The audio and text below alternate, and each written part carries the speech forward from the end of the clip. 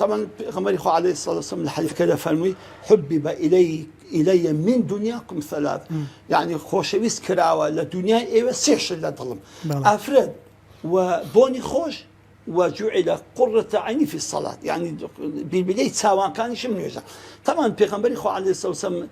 عموما أفرتي خوش ويستوا وعموما غيزو قدري آفرتي لهم خلقي لا زيادة بوا أو غيزو قدري بيغمبري خو عليه الصلاة والسلام آفرتي قلت كاز لا أصحابك كان يتواني وكو بيغمبري تعامل لك آفرتك كان يبكى دي أو غيزو قدره أو خوشويستيا أو محبة ننبك أبراجي شعواني بازو يعني بتصويري شي ناشر انت وصفي بكي نخي بالضبط او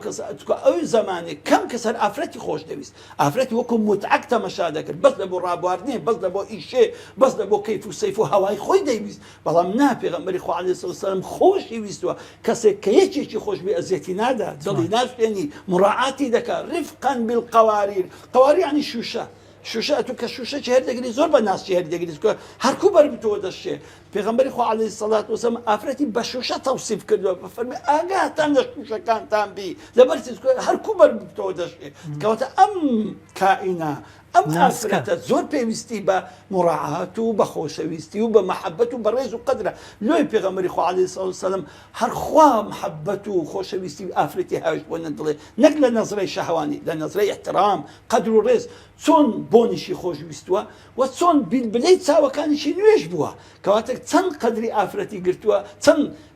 نويش دلاي بقدر وبرز بوا بزان افرتي هنا الرز نويشكي يعني نويش كولا قيد وين لقد دي داينا يعني مثلا تن مثلا نويش دلاي جرينج بوا قد نفوتي وتاخير نبي ودا وقتي خوي بكري اواز لداي جرينج بوا كوا افرتي بقدر ورز وبحرمه معامله لقى بكري